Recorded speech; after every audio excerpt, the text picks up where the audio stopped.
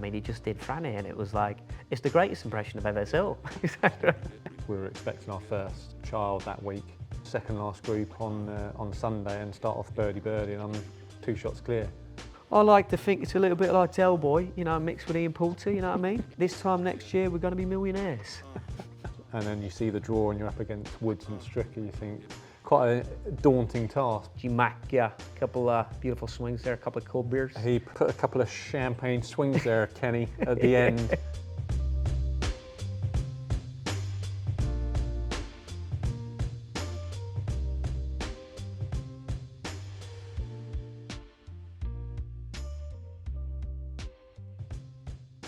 All right, we're here at the Wisley. We're with TravisMathew. I'm joined by the legend, Ross Fisher. We just played a match. The rules were It was a good match. It was a draw. It was, yeah. I had a lot of advantages. You did, but you did play very well. Yeah. Very well. I thought I'd put you off with the little Sergio thing. The little the giggle put me off a little bit, Yeah. I have to say. I was Kinda playing from blocked it another outright. county, but I was pleased to get a half. So how would you rate my game? I would say very good. Swing's good. Yeah. Like you say, new set of clubs. Yeah. Not quite sure how far you're hitting it, because you did hit the 7-iron a long way on that par 3. That shocked me.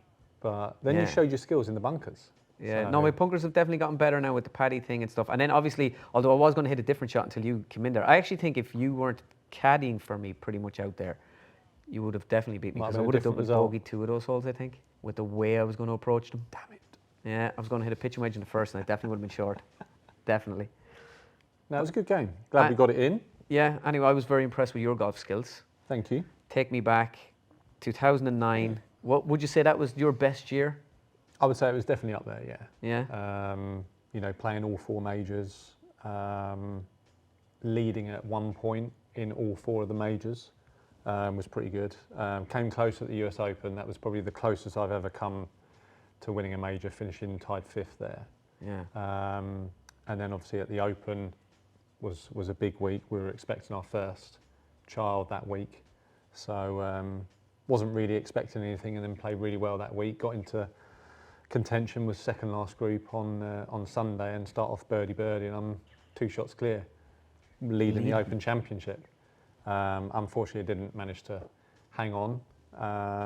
You know, I say the story that my wife hung on and I didn't. So, but no, it was a great experience, and then followed up with a good result at the PGA. So I actually had the lowest cumulative score that year in the 4 majors. So it's basically everyone that plays the majors, you've got to make all 4 cuts, and I did, and I had the best score. So that's quite a nice accolade to have. It definitely is, yeah. There could be a trophy for that or something, I don't know. Maybe. I haven't received it yet. So. Well, you got a Ryder Cup was as good as a trophy then the following year. Yeah, no, the Ryder Cup was very special. You know, to consolidate my position winning the Irish Open in 2010, to get on that team was very, very special. Something I think from a young age, it's something you want to aspire towards. Having watched Ryder Cups throughout the years, bringing back memories of watching Ryder Cup matches at the Belfry. Yeah. It's something that you want to represent Europe and the tour in, and obviously being in Europe, in Wales, I wanted to play a home one, and yeah, it was a long week. It was, you know, the weather wasn't overly kind to us until Monday, when we finished on Monday, but yeah, it was a great week, and what a result to win on home soil. Yeah, what's it like playing? My main man is the Post, you know, he is my top postman. guy, The postman, postman. right? What's it like playing with Pauls in a Ryder Cup? Is he intense? It's very special, because I'd known Pultz for quite a few years. We played a couple of Ryder Cups, World Cups together in China. He asked me to play, and was obviously pretty nervous, you know, playing with such a big stature of a man like Pultz. He's been on tour for years, loads of Ryder Cups, so Yeah. to know I was going to be paired with him in the first day, 4 balls, and then you see the draw and you're up against Woods and Stricker, you think, crap, this is quite a daunting task, but it was great. He helped me a lot, made me feel very, very comfortable. You know, probably carried him a little bit, I'd say. He might disagree, but no, it was a shame we got beat, but it was a great match, and you know, we just, unfortunately, for some reason, something didn't spark, so that's why we were split up, and then, you know, famously got paired with Porrig, and you know, that was a amazing partnership. 2-0, wasn't it? Yeah, two wins, 2 good wins, and Mickelson, DJ was one, wasn't it? Mickelson, DJ, and I think it was DJ and Jim Furyk was the other one. Yeah. But yeah, he was great playing with a major champion. Then of course my man G-Mac, a couple beautiful swings there, a couple of cold beers. He knocked it in. Put a couple of champagne swings there, Kenny, at the end. So yeah, I mean it was great. I think I joined GMAC on 14. It was really nip and tuck, and you could tell it was coming down to this game. And then to see him stripe his tee shot and his second shot into 16 and hold that part, you think, well, this is it pretty much. We've got a really good chance. And then, you know, you never like to see someone go through what Hunter Mayhem went through on 17. You know, it was a bit of an anticlimax. It would have been nice for GMAC to have won the game. You know, in a proper fashion. Yeah. But you know, and then obviously everyone just swarmed the green. It was quite scary actually. The 17th green just got absolutely engulfed with people, and there was cheers, like champagne going off and everything. What's the celebrations like then after you win a Ryder Cup? Like, what's the room like? I know you all have you go visit the USA team, don't you? Or the winners visit the losing team, isn't it, or something? Yeah, generally you do, but I did hear the story in, was it Medina? I think because obviously America was supposed to win.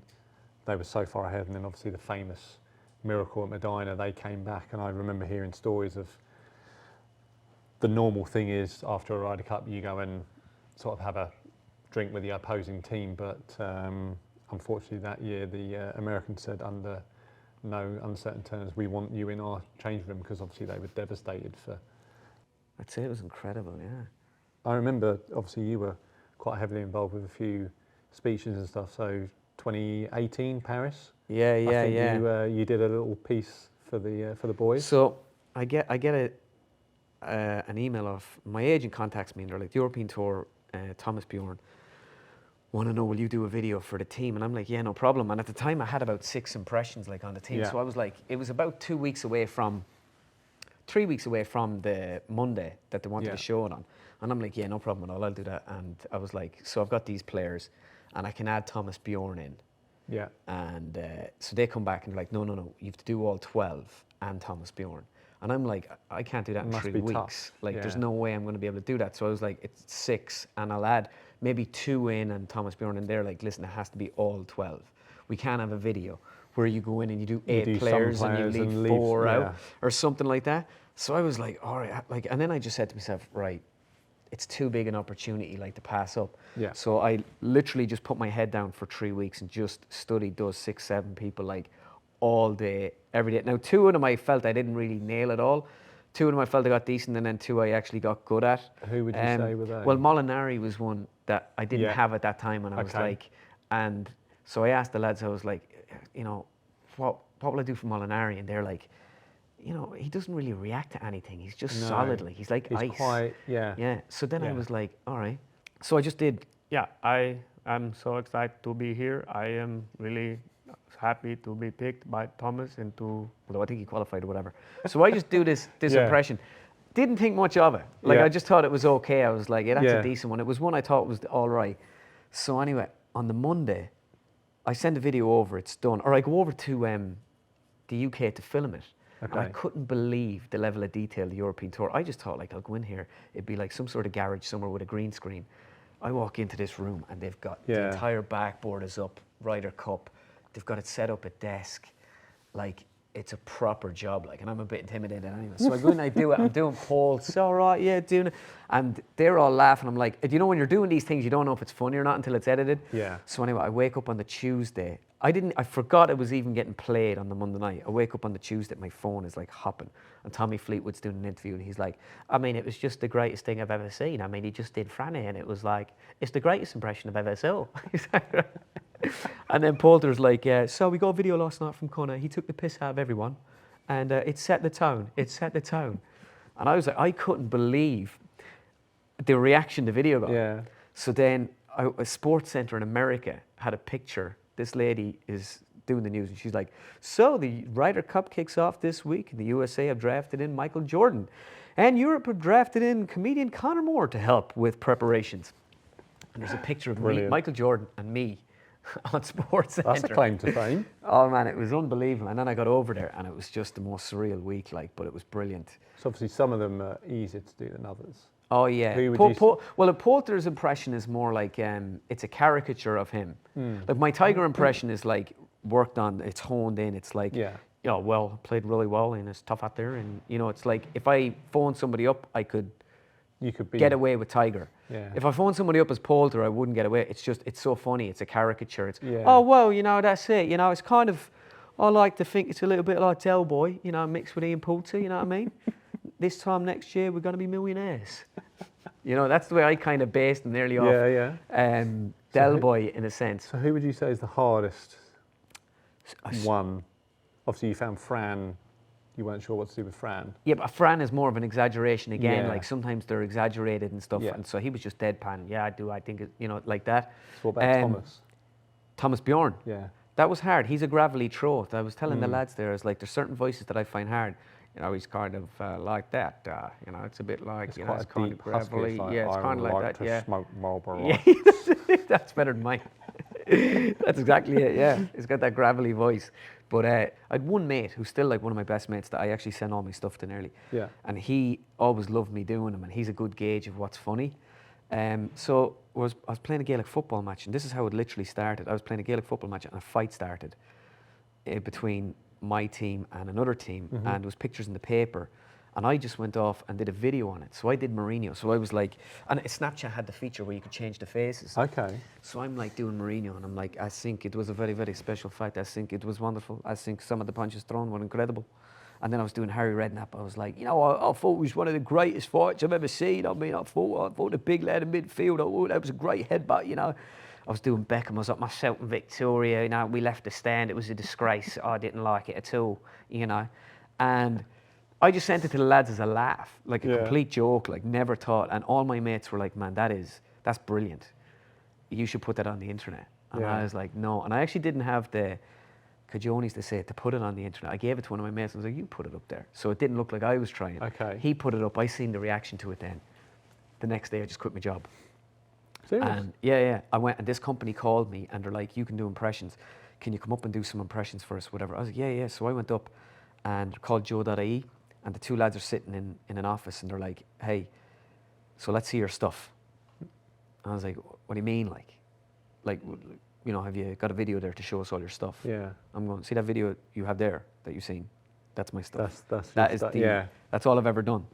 And they're like, all right. So they gave me 2 weeks. They were like, give you 2 weeks to come back. We want some Premier League stuff. Okay. So Klopp. I was like, I got to do Klopp. I already had Mourinho. So I ended up going home, and I worked on a few people, but Klopp was the big one because he was only after coming into the Premier League around this time. And everybody loved him from the off. Even people that didn't support Liverpool loved Klopp. So I went up anyway with a Klopp, put it on video. Oh, for showing this moment, they're really excited to be here. Ha ha ha, doing all that kind of jazz. Sent it in, and they were like, yeah, the Klopp. And the Klopp was only all right, like. And then the rest of them, I remember at the time, I think your man was the manager, Louis van Gaal of United. Okay, yeah. Was trying to do him, didn't do a good version of him. A few other people sent it up, and the boys were like, it's not good enough, man. We're like, we don't have a job for you. Oh, okay. Yeah, so now I'm out of a job. Okay. They didn't give me a job. And then I said, right, I'll give it 6 months. I was like, see what happens. And after 4 months, I worked on Klopp, kept working on Klopp. What I realized in those 2 weeks is that the more you work at them, the better you get. So it's not so much of a natural talent. Yeah. Everyone can do voices to a certain degree. Yeah. Because everyone's got an accent. So how did you learn to do that? Like, obviously, you listen to your parents or whatever growing up, so you pick up an accent. So when I was doing Klopp, I noticed it was getting better and better. Rory was another one. Like, I could do G-Mac. Yeah. I think, G-Mac is sort of like that. He's got the little Northern Irish Florida twang sort of thing like that. Yeah. So when I started doing him, I was like, I couldn't do Rory because it kept sounding like G-Mac. But then you listen to it enough, and then Rory he's more like that. Although he's kind of getting a little bit American, So in the 2 weeks when I was doing these other voices, I was like, geez, these things get better. So I put out the Klopp video. It did massive numbers. Still no phone call off Joe.ie. I even sent it to them. Nothing. And then Carragher puts out a tweet, and he's like, this is hilarious. I mean, have you seen this boy's Klopp? And now I was taking the mick out of Man United big time. So he puts out that tweet, and Joe.ie, they ring me up and they're like, oh, we have a job for you. And that's literally how I got a job. When I met Carragher, I actually said it to him, I was like, only for your little that tweet, possibly wouldn't have got a job. Maybe would have had to go back doing something else. Okay. So that's how it kind of kicked off for me, yeah. So we're not going to make it all nostalgic, this chat. This season, how do you think it's gone for you? I'd say it's been a interesting season. It's had some good points to it. I feel like there's been certain weeks where I feel like I've cracked it, and then unfortunately there's one piece that I'm just missing. Yeah. Still trying to find it, still working hard. I'm better than what my position shows, if that makes sense. Yeah, I feel like I should be higher up than what I am. Yeah. Something's not quite clicking, and I'm not quite finishing off 4 rounds. It's like 2 rounds or 3 rounds.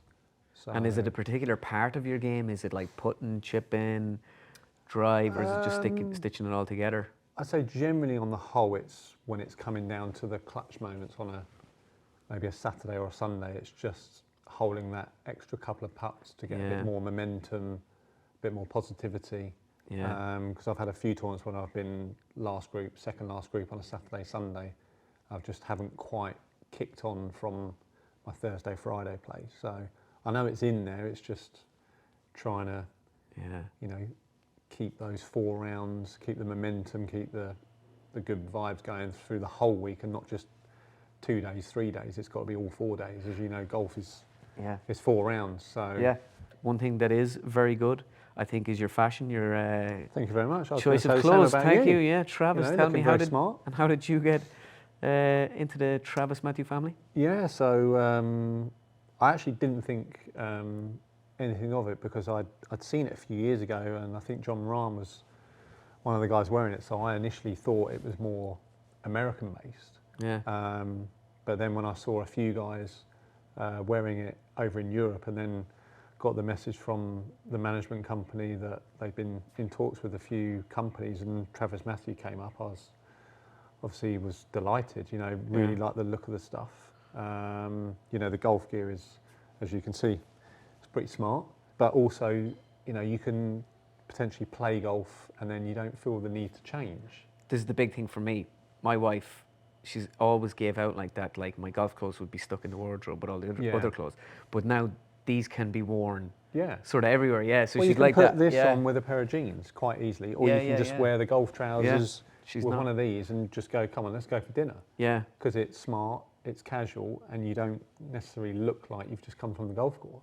And it's comfortable. For me, it's like finding something that fits good as well. Like, that's so I find with the size I am, so I always have a problem with some clothes, like, but it was like the first time I stuck on golf clothes and I was like, nah, this just fits, My biggest thing is shirts, I would say. So getting the right size shirt that sits well on the shoulder, but also has the right amount of body length. Yeah. Because I've always found sometimes if it's too small on the shoulders, it's too long in the body, and vice versa. But I found, like, when I tried the TravisMathew stuff on, it fitted great and it felt really, really good. Yeah. Really comfortable. If the one thing about me is, like, clothes fit me. Yeah. And I like to think if I'm making videos and stuff, I want to be wearing clothes that do fit me. So in all seriousness, that's really what it was for me. It was just, I felt when I put it on, I'm like, I look, you look smart, you look comfortable, you look, and it's really like nice and light and stuff. Yeah, so I like the fact that I can, chuck on a pair of joggers and a t-shirt and a hoodie in the TravisMathew stuff and travel to a tournament. Yeah. It's casual, it's smart, but the number one thing is it's comfort as well. Well, that being said, it's been great chatting to you. Thanks for taking me out onto the golf course. I have to say I really enjoyed the 3 holes. I love playing with, like, pros. I'm in obviously a very privileged position to be such a average golfer, getting to play with these absolute legends. Don't knock yourself down, you're very, very good. I couldn't put you off as well. I was astonished with that. You were close. You were close. Yeah, no, you've got the mental strength. Maybe we'll get a rematch. Yeah, no, definitely. I would definitely love to do this again next year. Yeah. Hopefully we get the weather. Weather would be good. Or maybe the boys will take us to Florida or something. Get the finger out. But who knows? But no, it was good fun. Really enjoyed it. It was a pleasure. An absolute pleasure. Cheers. Likewise.